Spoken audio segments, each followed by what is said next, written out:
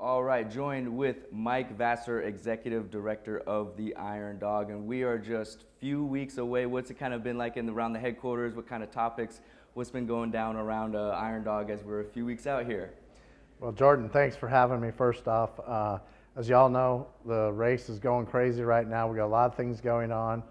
The logistics of getting everything to locations is where we're at right now. 23 checkpoints across the state is a major overtaking, and we're knee deep in it right now. But everything's looking great. No, that's great to hear. And healthy field, 32 teams, look like 9 past champions, a couple teenagers. We got some women in the race. What do you like about this field? What's get you excited when you think about this field, 2025 Iron Dog? The 2025 Iron Dog is something we've never had before. 9 past champions. That's more than ever. And they're not old champions, they're recent champions. The other thing that's pretty cool about this year is we have 3 co-ed teams, which is a first for Iron Dog as well. And then a heck of a class of young up-and-coming racers. I think we got 6 teams probably under 21. So the youth is starting to come up. A really big field for sure. That's super exciting. And what's that say about the health of the sport and of the race to see that diversity in age and gender and skill sets and all that? What's that say about that? Yeah, the growth of the race is continuing to grow. The focus that we've got now is becoming community focused. We have great programs with our helmet safety program, which keeps getting bigger and bigger. After this year, we'll be close to 3,000 helmets we've given to youth across Alaska. We do the seminars in conjunction with Alaska Safe Riders, which are a great organization as well.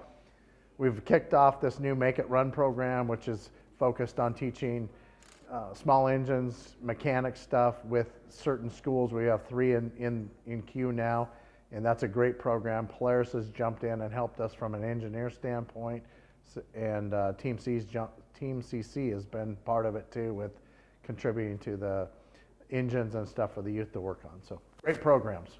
No, definitely looking forward to that. I know you had a large part of that. So in your last few years since taking over, how have you seen your ideas and envisions kind of come to life, and what do you still hope to accomplish and during your time here as executive director?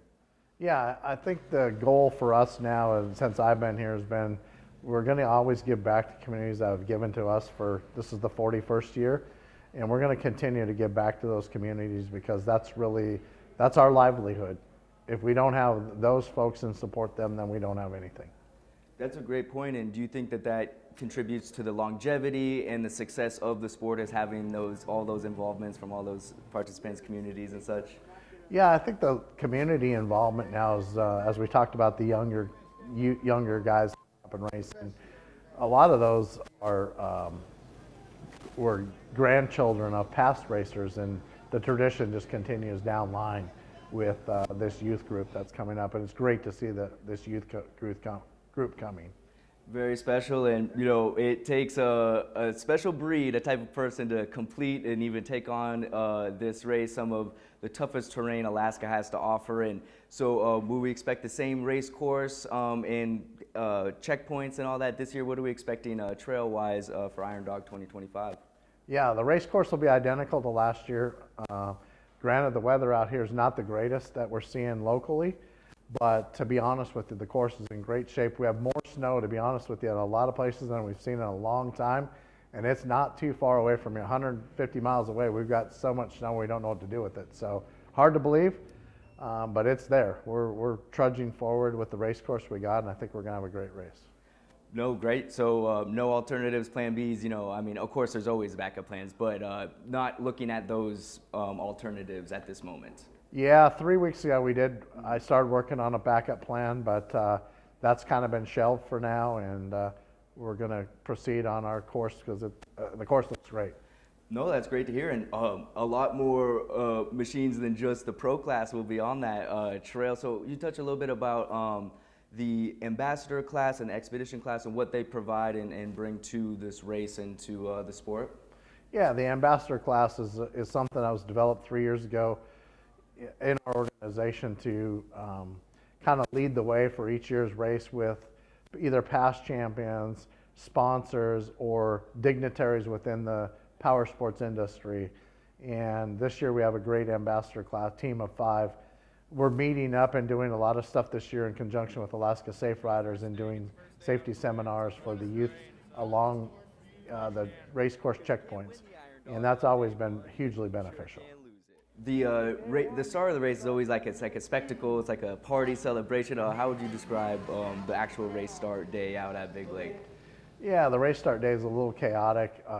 The pro class teams will lead. This year's a pretty good field. I think 32 or 33, and then we have the expedition class, which leaves after those guys. So it's it's a nice event to attend on Big Lake. February 15th is the start.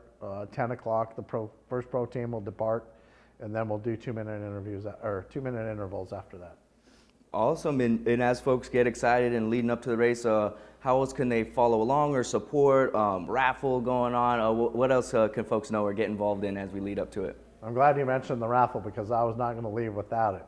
We have a huge raffle this year which supports our youth programs that we do annually. It's our biggest fundraiser. $140,000 worth of prizes this year.